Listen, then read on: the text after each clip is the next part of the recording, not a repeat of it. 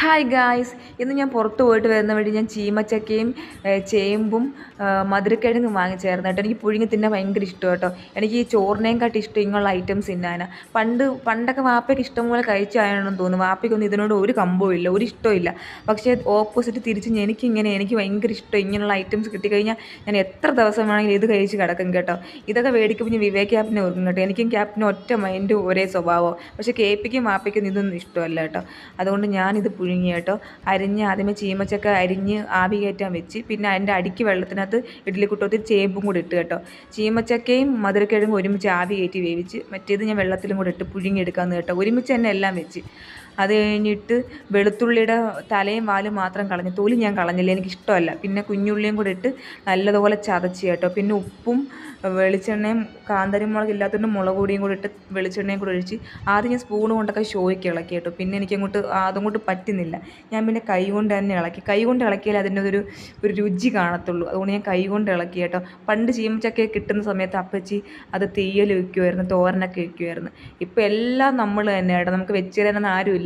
നമ്മൾ തന്നെ അപ്പച്ചി, നമ്മൾ തന്നെ അമ്മ, നമ്മൾ തന്നെ ചേച്ചി, എല്ലാം നമ്മൾ തന്നെ ആയിക്കോണം.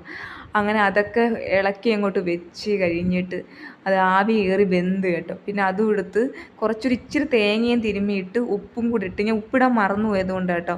ഞാൻ ഉപ്പ് ഇട്ടായിരുന്നു, പക്ഷെ ആവി കയറുകൊണ്ട് ഇറങ്ങിപ്പോയി.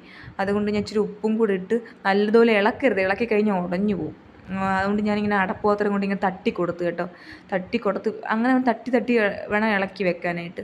ഭയങ്കര ടേസ്റ്റ് ആയിട്ട് തുറന്നപ്പോൾ ഉള്ളൊരു മണം, എൻ്റെ പൊന്നേ, സ്വർഗ്ഗം എന്ന് പറഞ്ഞാൽ ഇതൊക്കെയാണ് മക്കളെ സ്വർഗ്ഗം. ഇതിൻ്റെയൊക്കെ രുചി മന്തിക്കോ അൽഫാമിനൊന്നും വരുത്തില്ല. നമ്മൾ മന്തി അൽഫാമോ കഴിച്ചിട്ട് കുറച്ച് കഴിയുമ്പോൾ നമുക്ക് ചെടിക്കും മടുക്കും. പക്ഷെ ഇതൊന്നും അങ്ങനെയല്ല, എത്ര കഴിച്ചാലും മടുക്കത്തില്ല. ഒരു 5 മിനിറ്റ് കഴിഞ്ഞാൽ പോലും നമുക്ക് വീണ്ടും കഴിക്കാൻ തോന്നും കേട്ടോ. അങ്ങനെ ഐറ്റംസ് എല്ലാം ഞാൻ എടുത്ത് വെച്ച്. ഞാൻ തൊലിയോടാട്ടോ ചേമ്പ് ഞാൻ പുഴുങ്ങിയത്, എനിക്കതാ ഇഷ്ടം. അല്ലെങ്കിൽ ഇളക്കിയിട്ട് പുഴുങ്ങി കഴിഞ്ഞാൽ കൊഴുകുഴാന്നിരിക്കും. തൊലിയോടെ ഞാൻ പുഴുങ്ങിയിട്ട് അത് ഞാൻ തൊലി ഇളക്കി കഴിക്കും കേട്ടോ. അത് ഭയങ്കര ടേസ്റ്റ് ആട്ടോ. നല്ല വെണ്ണ കണക്കിരിക്കും. ഇവിടെ ആണെങ്കിൽ കപ്പ് എടുത്ത് മേളിൽ കൊണ്ടുവച്ചിട്ട് ചായ ഇടാൻ കപ്പില്ലെന്ന് പറഞ്ഞ് എന്ന് അലപ്പ. അതുകൊണ്ട് ഞാൻ സ്വന്തമായിട്ടൊരു മൊന്ത അങ്ങ് വാങ്ങിച്ചു കേട്ടോ. ഇപ്പം ഞാൻ സ്വന്തമായിട്ട് മൊന്തയുള്ള ടീമാണ്. സ്വന്തമായിട്ടൊരു മൊന്ത അങ്ങ് വാങ്ങിച്ച്. അപ്പോൾ എനിക്ക് ആ മൊന്ത എനിക്ക് എവിടെ വേണമെങ്കിലും വെച്ചേക്കാലോ എന്ന് പറഞ്ഞു, അല്ലെങ്കിൽ വാപ്പയുടെ നിലയ്ക്കും. അങ്ങനെ ചീമച്ചക്ക അങ്ങോട്ട് എടുത്ത് കഴിച്ച്, എൻ്റെ പൊന്നേ, സ്വർഗ്ഗം എന്ന് പറഞ്ഞാൽ സ്വർഗ്ഗം കെട്ടും. ഞാൻ ചുമ്മാ ഷോ പറഞ്ഞതല്ല, ഇത് കഴിച്ചിട്ടുള്ളവർക്ക് അറിയാം. ഇതെന്തായാലും കഴിക്കാത്തിട്ട് ട്രൈ ചെയ്ത് നോക്കണം കേട്ടോ. ഭയങ്കര ടേസ്റ്റ്, ഭയങ്കര ടേസ്റ്റാണ്. പിന്നെ മുളക് ഉടച്ചതും കൂടെ കൂട്ടി ഞാൻ നല്ലൊരു പിടി അങ്ങ് പിടിച്ച്, സ്വർഗ്ഗം കിട്ടി, സ്വർഗ്ഗം. അത്രയ്ക്ക് ടേസ്റ്റായിരുന്നു കേട്ടോ. അത് കഴിഞ്ഞിട്ട് നല്ല നാരങ്ങ അച്ചാറുണ്ടായിരുന്നു കേട്ടോ. ഒരു നാരങ്ങയായിട്ട് ഇങ്ങനെ ഇട്ടേക്കും കേട്ടോ. അത് വാടി ഇങ്ങനെ ചെറുനാരങ്ങയായി. അടുത്ത വീഡിയോ കാണാൻ. Tata bye bye, see U.